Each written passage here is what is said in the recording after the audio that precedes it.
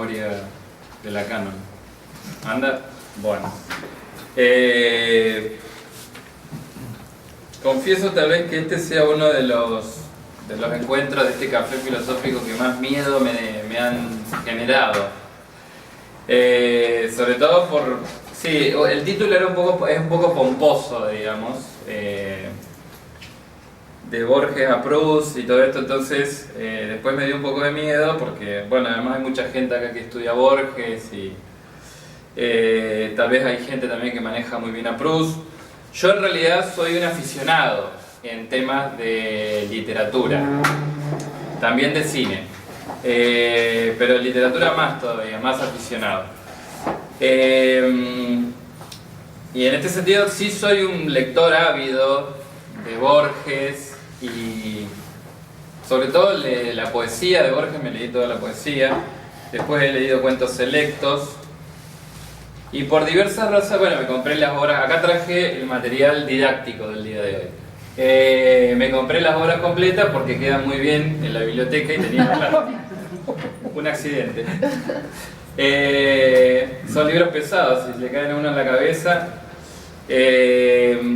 Me compré las obras completas hace ya un par de años. Y bueno, yo el tema del tiempo es un tema que lo vengo trabajando hace años. En tema de filosofía sí soy más profesional, digamos, porque es la profesión mía. El CONICET me paga para eso.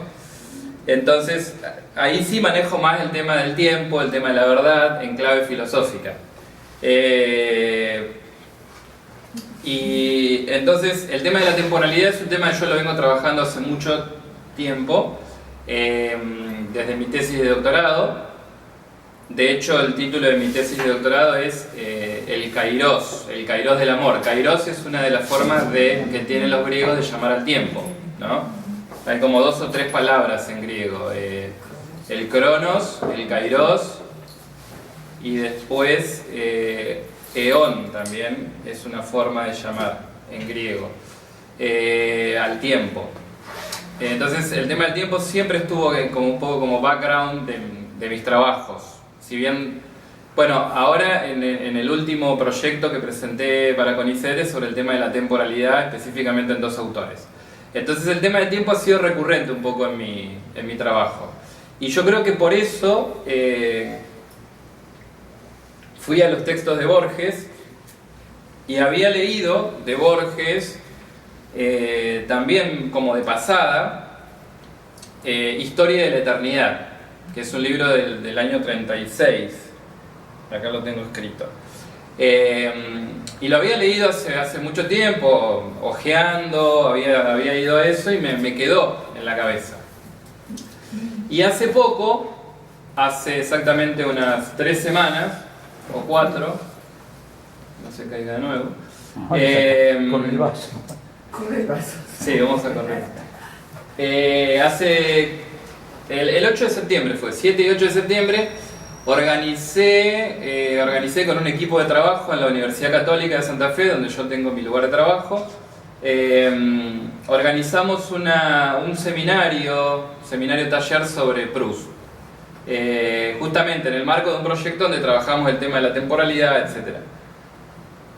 Y también fue un poco de casualidad porque conocí a un chico de Buenos Aires que hizo su tesis doctoral en filosofía, sobre un autor francés que se llama Merleau-Ponty, y sobre la obra de Proust, A la busca del tiempo perdido. A este chico lo conocí el año pasado en Rafaela y él me recomendó vivamente que me comprara esta edición de la obra de Proust, de A la busca del tiempo perdido, La Recherche, que se dice en francés. Es una edición, como muchos sabrán, Proust es conocido sobre todo por esta novela que se llama A la busca del tiempo perdido, que es una novela que él escribe en 7 libros, ¿no es cierto? En 7 libros. Esta edición es una edición de Valdemar, que tiene la particularidad que una sola persona es el traductor de los 7 libros, y está editada en 3 tomos. Yo tuve la suerte de comprármela el año pasado, ahora debe estar bastante cara. Y bueno, a partir de esto, que me compré el libro, los 3 libros, hoy traje solamente uno porque son extremadamente pesados de cargar y llevar. Y porque tenía que traer el de Borges también. Y además lo que vamos a trabajar un poco está en el primer libro, que se llama Por el lado de Swann, de la novela de Proust. Por el camino de Swann. Claro, hay diferentes traducciones. traducción. Hay diferentes traducciones. En realidad, en francés es Du côté de Swann, que significa esto un poco por el lado de Swann, porque en la novela de Proust es como que Proust va con su familia, el narrador, digamos, va con su familia a un lugar que se llamaba Combray. Y había como 2 lados que salían a pasear. Un lado era el lado de Swann, que se llama el Camino de Mésélis, y el otro lado es el lado de... ahí se me va a ir. Bueno, la condesa de... no me acuerdo. Entonces, son 2 lugares que salían a pasear ellos. Entonces, el primer libro es este que se llama Por el lado de Swann, que es por este camino que recorría. Que es un camino que es más de la burguesía, donde él describe la vida burguesa. El otro era de los aristócratas, nobles. Y bueno, el gran tema de la novela de Proust, de este libro, es, en gran parte es el tema del tiempo. Es el tema del tiempo. Pero no solo eso, sino también la memoria y también el tema de la verdad, ¿no es cierto? Es decir, son como los 3 grandes temas que de alguna manera articulan o están ahí, digamos, en la novela. En realidad la novela es una colección, si ustedes quieren, de recuerdos que tiene el narrador, donde él cuenta desde su infancia, luego su adolescencia, la edad adulta, y va simplemente remontando todos esos recuerdos y los va poniendo por escrito. De hecho, esta novela tuvo poco éxito al principio, es decir, Proust, que no era un literato, digamos, no era un escritor de oficio, sino que era una persona con mucho dinero y mucho tiempo, y le gustaba ir de fiestas y esto. Y por otro lado también era una persona muy enferma, ¿no? Tenía asma, entre otras cosas, y además una neurosis importante. Y entonces, al estar también mucho tiempo enfermo, y además de tener mucho dinero, no trabaja, y entonces el tiempo libre que tiene empieza de repente a escribir. Proust nace en el año 1871, Borges nace en 1899, han sido más o menos coetáneos. Pero Proust muere joven, muere a los 51 años, justamente un poco por las enfermedades que tenía. También es una persona que luego se enferma también un poco psíquicamente, los últimos años de su vida los pasa recluido en un cuarto. Incluso manda a poner corchos en toda la pared porque no soportaba los ruidos del exterior, estaba muy mal al final. Y se muere corrigiendo el libro, la novela. De hecho, muere antes de que se publique completo los 7 libros. Y como decía, el primer libro que él quiere publicar no se lo quería publicar nadie. Él va por las diversas editoriales y nadie se lo quiere publicar. Entre ellos hay una famosa refutación que le hacen del escrito, una crítica que le hace un escritor famoso que era André Gide, que le dice que no era un buen libro, que eran solamente una colección de memorias y de recuerdos, y que eso no era publicable por la editorial.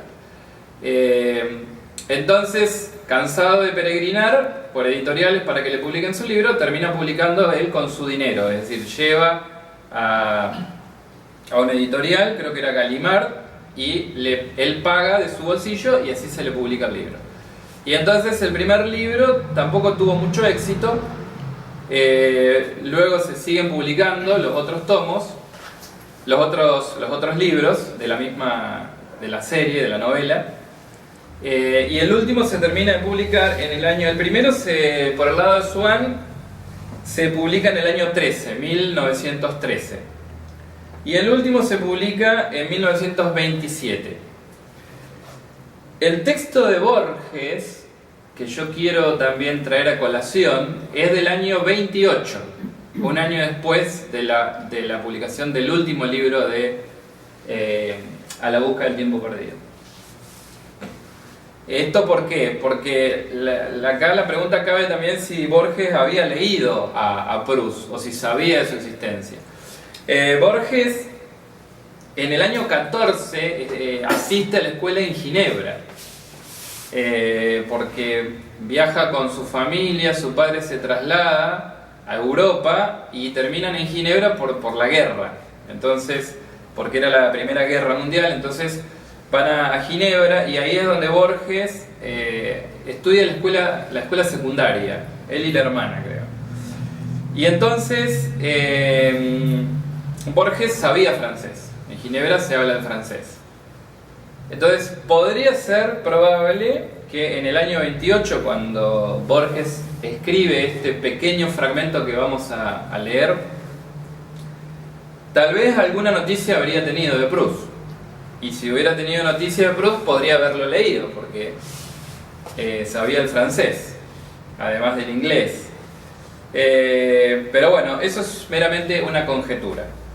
El texto que yo tomo de Borges es del año 28, pero en realidad, es decir, el año de la publicación de texto es del año 1928.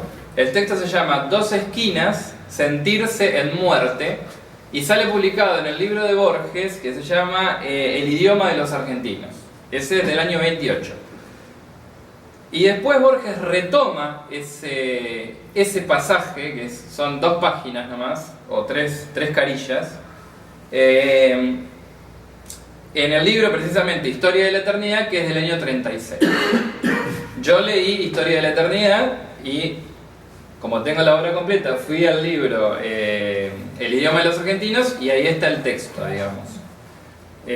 Dos esquinas, así se llama. Bien. Entonces, digamos que el tema principal de hoy que yo quiero ilustrar, en realidad lo que vamos a hacer hoy es tomar una pizca de Borges y una pizca de Proust. Para acotar bien el tema, digamos. No vamos a abundar en Proust ni en Borges ni nada de eso. Vamos a tomar una pizca. Me gustaría que nos centremos en una cuestión. La cuestión es el tema del tiempo. Derivado de esto también está el tema de la memoria, o pegado a esta cuestión está el tema de la memoria y el tema de la verdad. Vamos a ir viendo por qué. El tema del tiempo, así para decirlo rápido, ha tenido como 2 tratamientos en la historia del pensamiento occidental, por lo menos. Una que es la vía de Aristóteles. Aristóteles define el tiempo en el libro de la física de él, por lo tanto define una forma de la temporalidad que se llamó objetiva, es decir, como el tiempo de los objetos o de las cosas, ¿no? Entonces Aristóteles dice que el tiempo es el número del movimiento.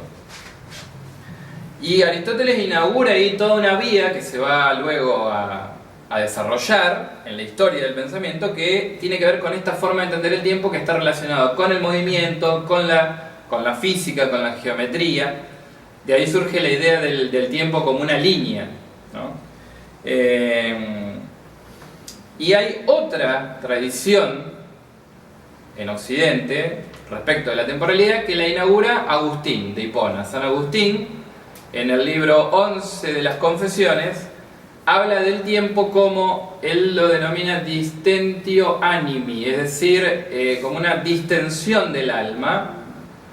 Y entonces Agustín inaugura de esta manera lo que se llama la vía subjetiva del tiempo. tiempo. Es decir, ya no es el tiempo de los objetos, de las cosas, sino que Agustín empieza, es el que escribe las Confesiones, es la primera autobiografía, digamos, que se escribe en la historia de la literatura universal, al menos en Occidente. Y entonces todo lo de Agustín es como la interioridad, ¿no? Lo subjetivo. Entonces él hace una lectura del tiempo subjetiva. Proust se inscribe más en esta línea de la interpretación del tiempo. Puede haber alguna influencia de Henri Bergson. Bergson fue un filósofo francés muy conocido en su tiempo, que también marcó un hito en la historia de la filosofía en Francia y en Europa. Y resultó que Bergson se casó con una prima de Proust. Por lo tanto, se habían encontrado muchas veces. Proust había ido al casamiento, lo conocía Bergson, y Bergson también es un filósofo que trabajó mucho el tema de la temporalidad, también desde la cuestión de la interna, digamos, es decir, de la subjetividad humana.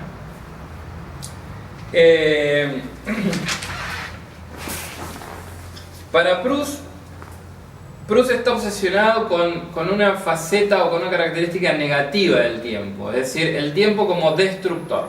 El tiempo para Proust es la destrucción. Esto también es, de alguna manera, en cierto sentido evidente, fácil de explicar, ¿no? Vamos creciendo, nos ponemos viejos, las cosas decaen, ¿no? El tiempo es el gran destructor para Proust. Esto también se anota en una gran tradición que es la tradición griega. La tradición griega, para la tradición griega, la temporalidad es algo esencialmente negativo. Por eso, para los griegos también todo lo que tenía que ver con lo corporal era justamente también considerado negativo. En Platón, por ejemplo, eso estaba muy claro, ¿no? Para Platón, la filosofía es una meditación sobre la muerte para volver a las ideas que son eternas, que son fijas, donde no hay movimiento. Para los griegos, el tema del tiempo era algo negativo, era ir de lo uno a lo múltiple, a la degradación, era ir a lo menos, digamos. Y entonces ahí en lo platónico hay también toda una consideración negativa de lo material, de lo sensible, de lo corporal. De hecho, para Platón, justamente lo más importante son las ideas, y todo lo que tiene que ver con el cuerpo es algo negativo, es lo que no tiene que ver con la verdad. Todo lo que tiene que ver con el cuerpo es algo que se soslaya en la filosofía griega.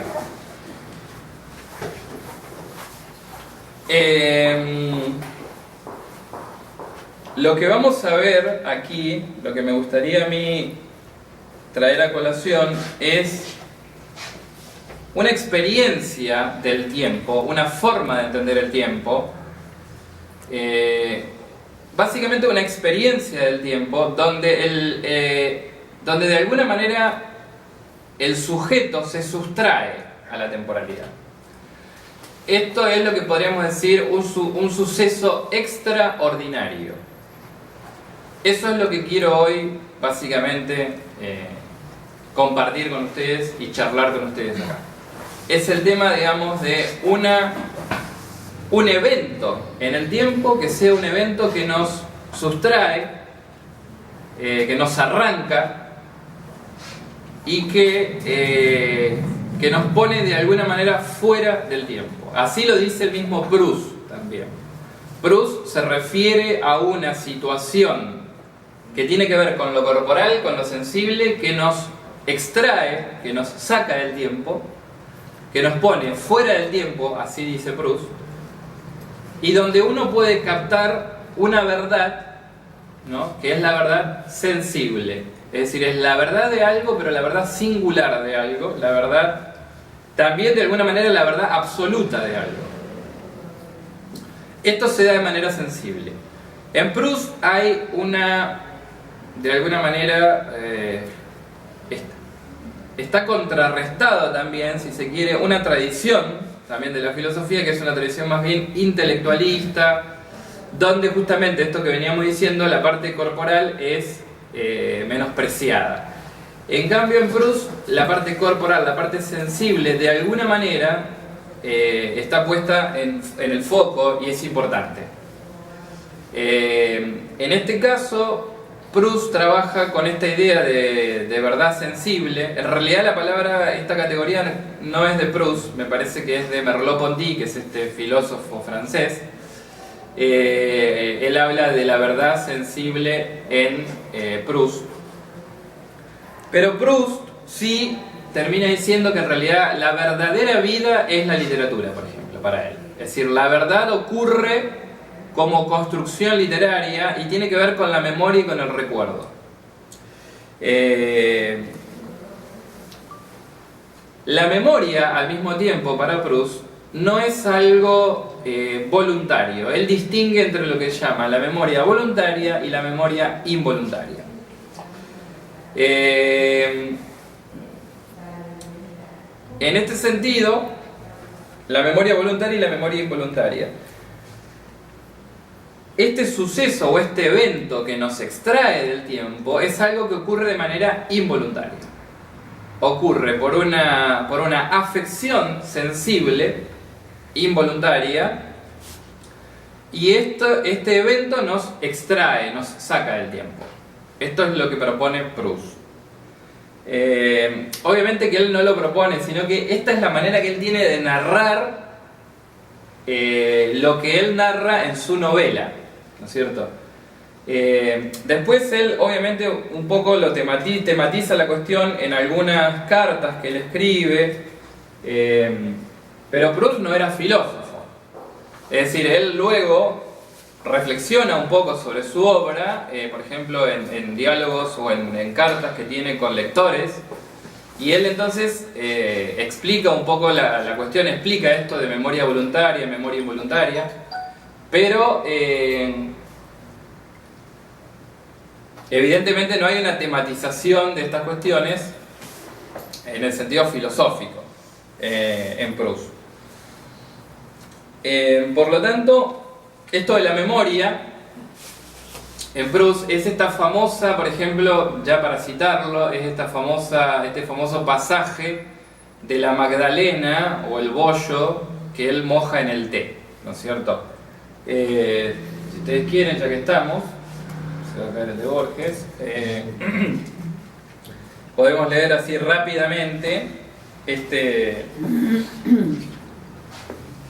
pasaje.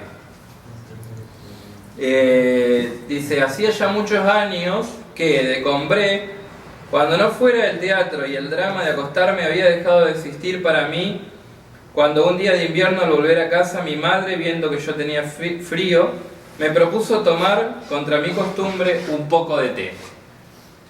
Me negué al principio, pero no sé por qué cambié de idea.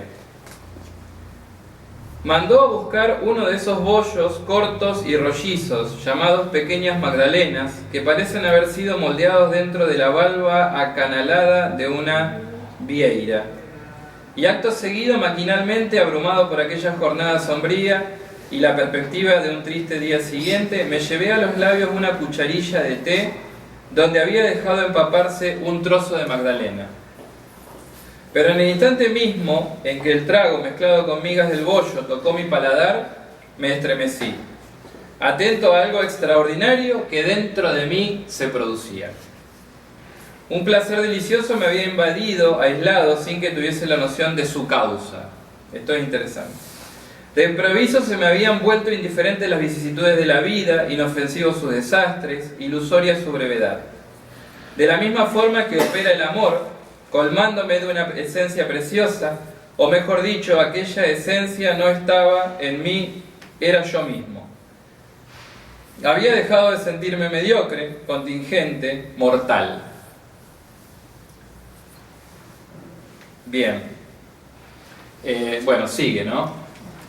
Antes de esto, incluso también él hace una introducción donde él dice que cita una creencia de los celtas según la cual los celtas sostienen que las almas de los muertos quedan en objetos, en diversos objetos del mundo, ¿no? Que cuando uno se encuentra con esos objetos o choca con esos objetos, esa alma vuelve al mundo, resucita de alguna manera. Esto es un poco lo que también quiere decir Proust con esta cuestión de que uno en un momento determinado, sin quererlo, memoria involuntaria, accede por una cuestión sensible. En este caso él con una cucharilla lleva un poco de té con la Magdalena. Cuando la prueba, esta afección sensible, el gusto, el aroma, el sabor, a él le trae todo esto a la cabeza, le trae toda una serie de recuerdos, le cambia la situación completa.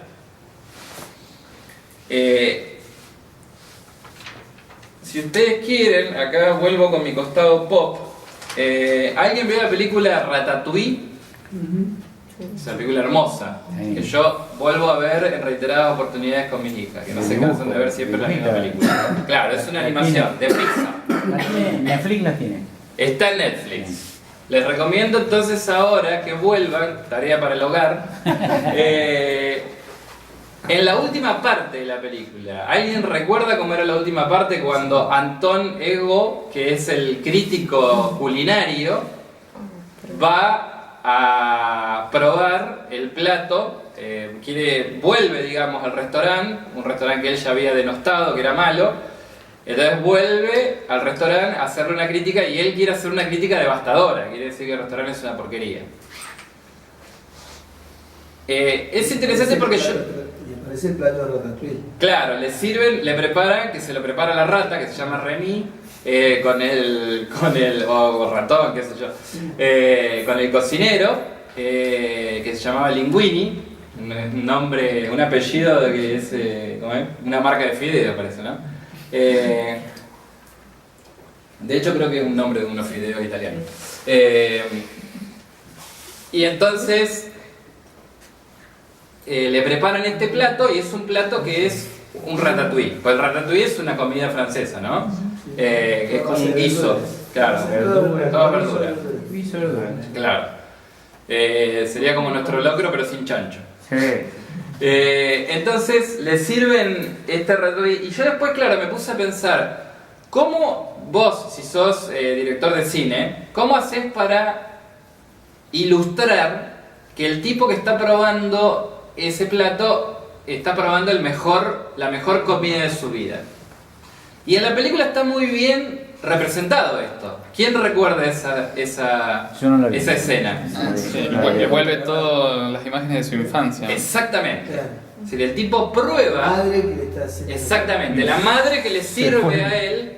Se fue de bandos. Claro. Claro, el tipo es un Eso tipo, sí que es un hecho extraordinario. Claro, es decir, ¿cómo? Aparte de verdad, eso no te pasó nunca. Y tendría que pensarlo, porque bastante combinado. Bueno, claro. Yo siento el olor a los azares, a los Sí, salmines, ese y vuelvo al patio de mi casa. memoria olfativa. Las memorias olfativas. Bueno, Y la esto, comida, Ratatouille es interesante porque ahí el director podría haber dibujado de otra manera la cuestión, que no sé, que el tipo prueba y salta o...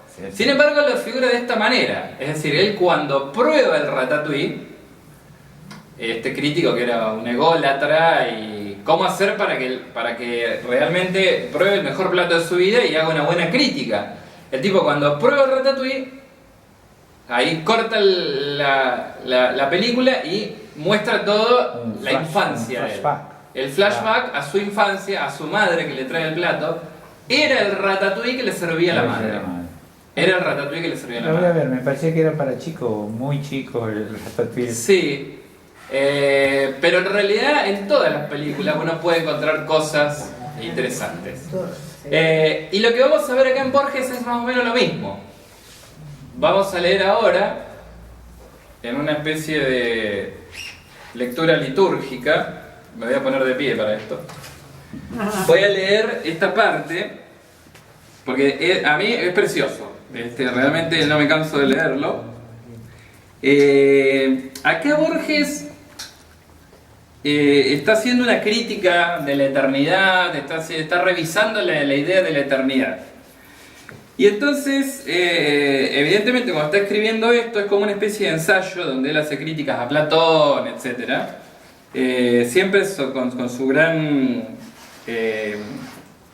con todo lo que él sabe, citando, rebatiendo también de manera bastante... De verdad o mentira también. Claro, siempre haciendo mitad literatura, mitad ensayo, de manera atrevida también.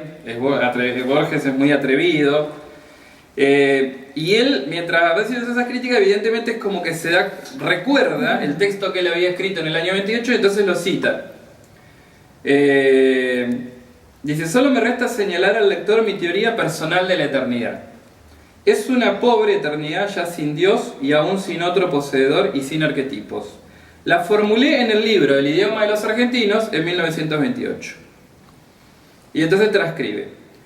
Este es el texto del año 28. Dice así: deseo registrar aquí una experiencia que tuve hace unas noches.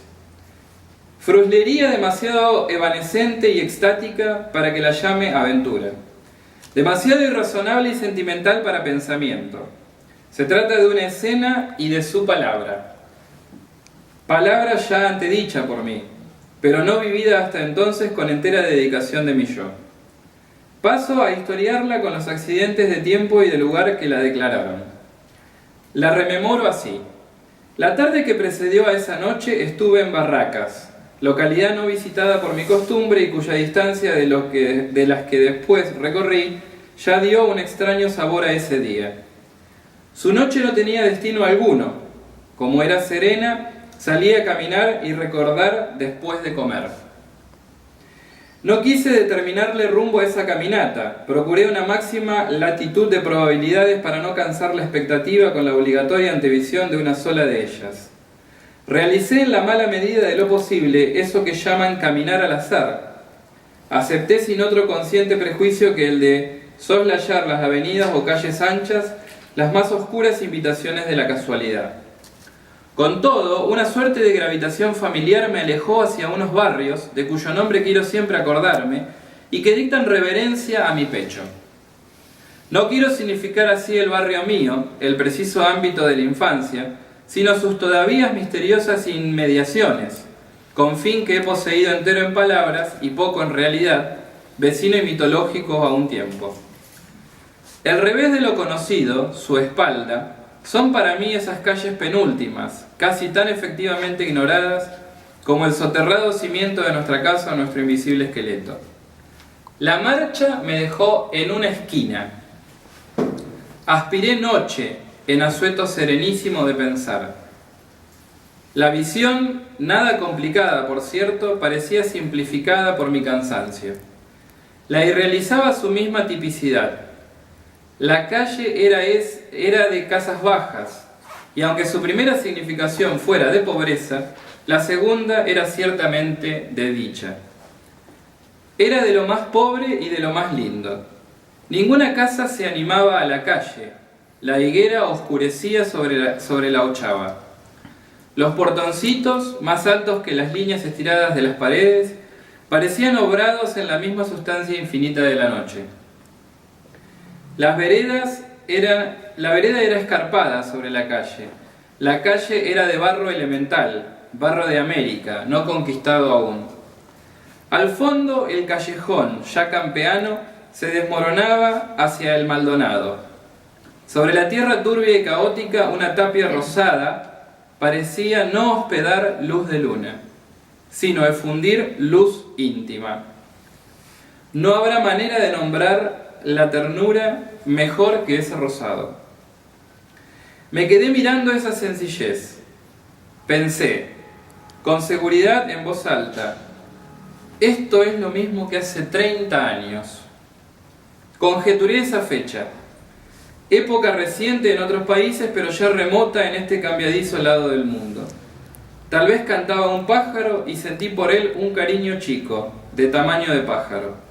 Pero lo más seguro es que en ese ya vertiginoso silencio no hubo más ruido que el también intemporal de los grillos. El fácil pensamiento, estoy en 1800 y tantos, dejó de ser unas cuantas aproximativas palabras y se profundizó a realidad. Me sentí muerto. Me sentí percibidor abstracto del mundo, indefinido temor imbuido de ciencia, que es la mejor claridad de la metafísica. No creí, haber remontado las presuntivas aguas del tiempo. Más bien me sospeché poseedor del sentido reciente o ausente de la inconcebible palabra eternidad. Solo después alcancé a definir esa imaginación. Lo escribo ahora así, es pura representación de hechos homogéneos. Noche en serenidad, parecita límpida, olor provinciano de la madreselva, barro fundamental. No es meramente idéntica a la que hubo en esa esquina hace tantos años. Es, sin parecidos ni repeticiones, la misma. El tiempo, si podemos intuir esa identidad, es una delusión. La indiferencia e inseparabilidad de un momento de su aparente ayer y otro de su aparente hoy bastan para desintegrarlo. Es evidente que el número de tales momentos humanos no es infinito. Los elementales, los de sufrimiento físico y goce físico, los de acercamiento del sueño, los de la audición de una música, los de mucha intensidad o mucho desgano, son más impersonales aún. Derivo de antemano esta conclusión. La vida es demasiado pobre para no ser también mortal. Para no ser también inmortal. Pero ni siquiera tenemos la seguridad de nuestra pobreza, puesto que el tiempo, fácilmente refutable en lo sensitivo, no lo es también en lo intelectual, de cuya esencia parece inseparable el concepto de sucesión. Quede pues en anécdota emocional la vislumbrada idea y en la confesa y resolución de esta hoja el momento verdadero de éxtasis y la insinuación posible de eternidad de que esa noche no me fue a vara. Borges. Increíble. Bien, es esto mismo. Mutatis mutandi es el contacto con algo que a mí me trae otra cosa. Aquí Borges ve una pared, ¿no? Sale a caminar, narrado de esta manera tan genial, y se encuentra con una pared. Mira esa pared y dice, esto me recuerda a hace 30 años, y en realidad luego sigue escribiendo y dice, en realidad no es el recuerdo, sino que esto es 1830, 1800 y tanto, ¿no? Yo creo que es la misma sensación que tiene aquí el crítico de Ratatouille.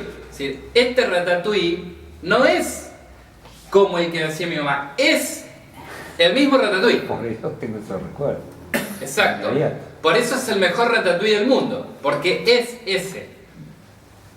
Lo mismo ocurre aquí. Es interesante acá al final, Borges dice, la eternidad está relacionada con lo sensible. Por eso dice, la vida es inmortal.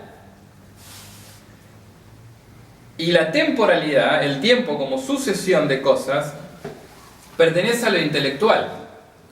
Entonces, esta forma, digamos, de sustraernos al tiempo, de ir hacia lo extraordinario, es algo que es propiedad de lo sensible, ¿no? Esta percepción que él tiene con el olor de la madreselva, con el barro fundamental de América, esta visión de la pared que parece irradiar luz, dice que no tomaba luz de luna, sino que tenía luz interna. Esta visión es la que él lo sustrae del tiempo. Éxtasis, extraordinario. Y aquí juego con la palabra extraordinario porque en realidad el tiempo en la noción vulgar y en la noción, sí, también en algunas formas de entenderlo en la filosofía, el tiempo es el orden de las cosas. Es el orden, ¿no? Es el ordenar. Por eso, por ejemplo, la noción de línea en el tiempo y la idea de calendario que tenemos nosotros, el tiempo cronológico, es el ordenamiento de un suceso. Este suceso está antes de aquel, este suceso es efecto de esta causa. Entonces, en la noción del tiempo que tenemos nosotros, cuya, digamos, también idea principal es la noción de causalidad, es la que siempre está ahí jugando. Esto se debe a esto, esto es el efecto de aquello, etc. Siempre implica, digamos, una sucesión, es decir, implica un antes y un después, ¿no? En este sentido, el presente es menospreciado, de alguna manera, porque el presente no existe, no está nunca. El presente está constituido de instantes efímeros que pasan. Es decir, que estamos siempre en una tensión del futuro hacia el pasado, y en este conato permanente, en este intento permanente de retener lo pasado, o representarlo y rememorizarlo, o de anticipar lo que va a venir, anticipar el futuro, ¿no es cierto? Ahora bien, como dice Borges aquí, esto pertenece más bien a lo intelectual, y de hecho hay toda una tradición en la filosofía, una filosofía intelectualista, subjetivista, que define la temporalidad de esta manera. La temporalidad como esta sucesión, esta capacidad o este intento de retención, y la capacidad también o el intento de anticipación de lo que va a venir, ¿no? Aquí con Proust y con Borges queremos situarnos en la posibilidad de un evento que tiene que ver con nuestra corporalidad, de un evento sensible que nos sustrae de la sucesión. Un momento en el tiempo que es por eso extraordinario, es decir, que no cabe en el podríamos decir, por su significación, no cabe en el orden de la temporalidad, sino que está, por eso dice Proust, es algo que me lleva fuera del tiempo, ¿no? Ese evento de él con la Magdalena me lleva fuera del tiempo. Es decir, es un evento, esto lo digo yo, no lo dice Proust, es un evento extraordinario. Es decir, es algo que me saca del orden, me sustrae del orden. Lo mismo es lo que le ocurre aquí a Borges, ¿no? Esta percepción, esta captación de algo, con todo su contexto, con todos sus aromas, con todo su esplendor propio, sensible, corporal, me saca del tiempo, me saca de lo ordinario, de lo cotidiano en el sentido del calendario. Eso significa, esto no lo voy a poder comparar con ningún momento equivalente. No hay un momento equivalente, por eso este momento es extraordinario. Federico, perdón, ¿te puedo interrumpir? Sí, obviamente. ¿Por qué tiene que ser digamos, la entrada sensible a eso? Necesariamente tiene que ser, bueno, los ejemplos que han puesto los dos escritores evidentemente son así, una visión, un gusto, un aroma.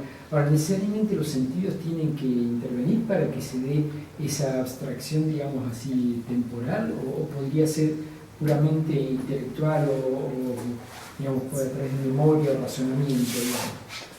¿Entendés? Sí, entiendo la pregunta. Yo creo que no es necesario, sino que aquí estos dos autores están contando la contingencia de un momento. En Borges está más claro todavía. Es algo contingente. De hecho, Proust, por ejemplo, aquí mismo, en el mismo texto, él dice que vuelve a probar, quiere repetir la situación, y vuelve a probar y ya no es lo mismo. Se degrada la experiencia, ¿no? Por eso esto de memoria involuntaria. Esto es algo que ocurre por casualidad. No es que yo... De hecho, Proust también... Creo que hay otros pasajes donde él ve una rosa, y entonces, o un rosal blanco, y él va y huele el aroma porque quiere hacer como este experimento. Pero no ocurre nada, digamos. En realidad, no hay una necesidad, o no hay una receta. No hay una receta que yo digo, bueno, no sé, voy a hacer como Borges, voy a salir a caminar por Guadalupe y voy a ver... No hay una receta. Salga a caminar a tal hora. No la hay. Excepto Ratatouille. Ahí hay una receta. Muy bien. Claro, pero yo puedo seguir la receta. Lo mismo que acá. Yo puedo salir a caminar en la noche, me voy a hacer el Borges y salgo a caminar y no me pasa nada. O me pasa algo que yo creo que en realidad es, pero después no es. Lo lee otro y me dice, no, vos sos común, qué sé yo, no te pasó nada. Yo puedo seguir una receta para un plato, también. Capaz que ese mismo plato lo probaba otro en la película de Ratatouille, siguiendo la misma receta, y no le pasa exactamente lo mismo. Porque acá no es una propiedad del objeto. Tampoco es una propiedad del sujeto, solamente. Sino que es el encuentro. Es decir, es el choque. Es el entre. Es el momento. Es el momento. El sabor del encuentro.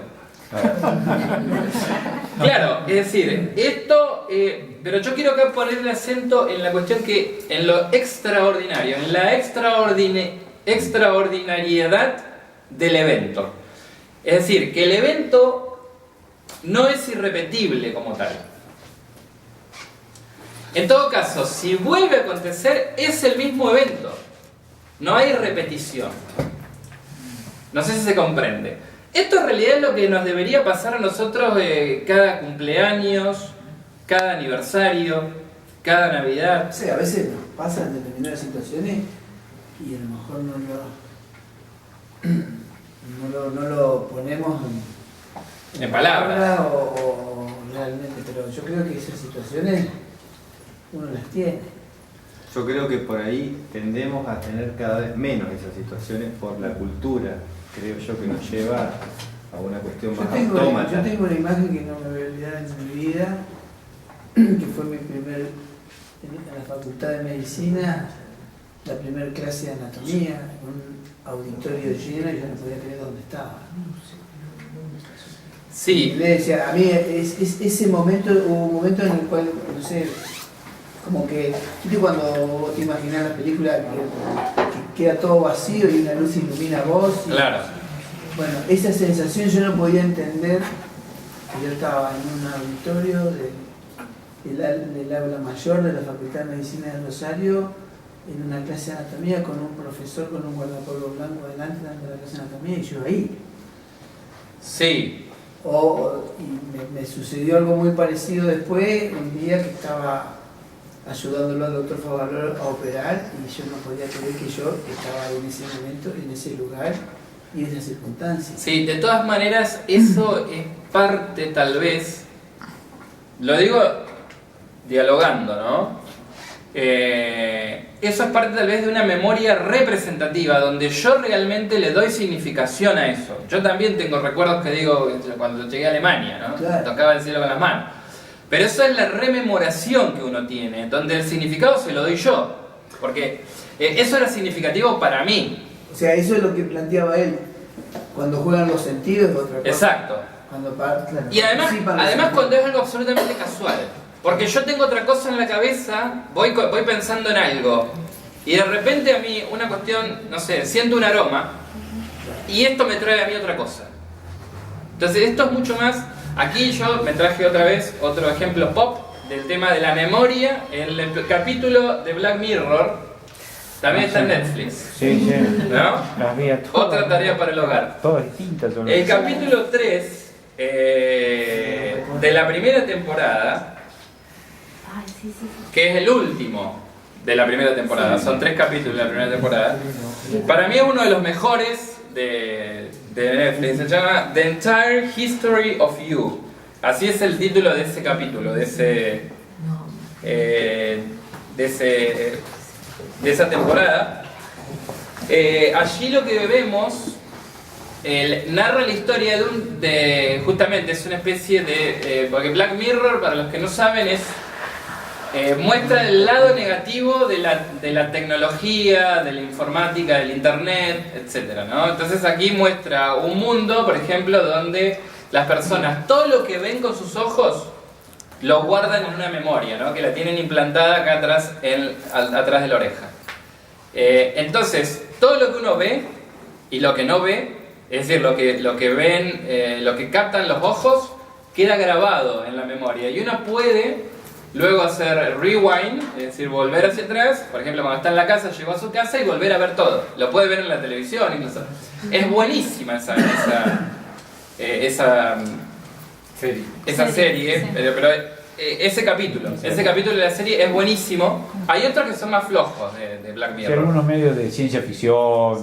Sí, todos son ciencia ficción, Pero que iban en una en una especie de Sí, nave. sí. Hay algunos que ya son muy, no sé, no me han convencido y demasiado surreales, digamos. Claro. Este es bastante realista. Además las actuaciones me parecen geniales. Y entonces aquí lo que vemos es un tipo de memoria que tal vez está más conectado con esta idea, donde lo que yo tengo que hacer simplemente es poner para atrás, digamos, rewind, y buscar lo que a mí me interesaba, lo que a mí puedo indagar en mi memoria, ¿no? Y está todo tal cual. Yo lo puedo ver, todo lo que yo veía, eso está bien claro ahí, ¿no? Eso es la memoria representativa, donde yo puedo representar, volver a ser presente lo que ya pasó, ¿no? Esto está llevado ahí al extremo en la película Black Mirror, en el capítulo ese, pero en realidad es lo que pasa con nosotros. Nosotros volvemos a ver la película de alguna manera. Lo que sería el buscador. Vos tenés la memoria y lo buscás. Claro, pero acá Esto lleva al tiene mucho extremo. que ver con sensible. Sí. Sí, yo te quería hacer una apreciación sobre el ejemplo que vos diste en Borges. Hay una diferencia en el tratamiento de Proust y el tratamiento de Borges en la misma temática, porque en realidad Borges lo que trabaja ahí es el tiempo cíclico y el eterno retorno. Sí. Y llevado a lo que te planteaba Victorio, en Borges no necesariamente tiene que estar el hecho sensible o el encuentro con el objeto, con la naturaleza, para que se repita un hecho. Él tanto en la narrativa como en la poesía trabaja muchísimo el tiempo cíclico y el eterno retorno. Sí. Porque fíjate, podemos ir al ejemplo del milagro secreto. No sé si vos lo leíste. No. Bueno, ese es un cuento que trabaja el tiempo, Ujú. la posibilidad de detener el tiempo en un instante. Porque lo van a fusilar, él lo toma en el tiempo antes de finalizar la Segunda Guerra Mundial. Entonces, los nazis, una posición totalmente antinazi, van a fusilar a un escritor y filósofo judío. Ujú. ¿Qué pide? Le pide a Dios un minuto, que en realidad dura un año, para que él pueda completar su obra. Y el tema del tiempo acumulativo y de la memoria remota, Borges lo trabaja mucho tiempo. Fíjate, por ejemplo, que tiene la famosa frase: nadie se baña dos veces en ese mismo río. Sí. Que es de Heráclito. Ese Es de de... Heráclito, pero él lo retrabaja literariamente. Sí. Y después está el tema con el Martín Fierro. Borges lo vuelve a trabajar a la repetición y recrea el Martín Fierro. Sí. También lo hace con el Quijote. También lo hace con el Quijote y también lo hace con Dante. Y con el Martín Fierro el ejemplo más clarito es el cuento del film. Sí, de todas maneras, yo... Yo no veo la necesariedad, esa digamos es lo que, desde mi perspectiva, ¿no? Sí. La necesidad de que haya un encuentro sensible o algo por el estilo para que él pueda volver a recrear un tiempo que ya fue y que lo viva como un presente que siempre está. Sí, yo me remito simplemente a este texto, ¿no? Lo que está en este texto. No digo, por eso hoy dije, voy a tomar una pizca de Borges y una pizca de Proust. Evidentemente la concepción del tiempo debe ser mucho más rica en Borges o mucho más extensa. Yo me refiero a este texto particular donde él se refiere justamente, de hecho así termina, que el tema del tiempo como sucesión, etcétera, es decir, incluso la definición del tiempo o la concepción del tiempo tiene que ver más bien con lo intelectual. Y la eternidad, dice aquí, tiene que ver con lo sensible. Aquí, con eternidad, yo lo que me estoy refiriendo es a ese momento extraordinario del tiempo. Y en este sentido yo me refiero a este texto, simplemente. Y en el caso de Proust me refiero también a... tampoco está definido en Proust qué es el tiempo, sino me refiero a la forma que tiene de narrar su novela, donde él narra un evento que está relacionado con lo sensible, con los sabores, con los aromas, y esto después se va repitiendo en la novela de Proust, ¿no? Esto es el primer libro, y en realidad son 7 libros. Entonces él vuelve a trabajar con esta idea, con esta cuestión de la memoria involuntaria, de algo que ocurre y que vuelve. hablando de memoria... ¿Sabes cuál es el ejemplo, perdón que Sí. te interrumpa? De lo que vos planteás, el ejemplo más clarito en Borges es el cuento El cautivo. Ajá. Ese es clarito. Porque se trata de un chico que es secuestrado por los indios y que vuelve y recuerda la infancia cuando ve un cuchillito de mango de asta, entonces sale corriendo, gritando, y ahí vuelve. De alguna manera Borges dice, en ese momento de éxtasis, Sí. te pongo lo de éxtasis porque vos lo trabajabas como extraordinario, ¿no? Borges más Claro. maneja éxtasis más que extraordinario, ¿no? Sí. Estamos hablando de Sí. lo mismo. Sí. Es un ejemplo clarito de lo que vos estás planteando. Claro, aquí se trata de tratar de imaginar una situación, pero lo que quiero decir también acá no es el retorno de lo mismo, digamos, No. sino que es eso. Que por otro lado, ya lo hablamos, algo en la cuestión del retorno del ciclo, Sí. esa de la verdad, ¿cómo se llama? De la película de El Día de La Marmota. La Marmota y todas esas cosas. Claro, ahí en el Día de la Marmota vemos también un tiempo recurrente, Claro. el eterno retorno de lo Sí, mismo, sí.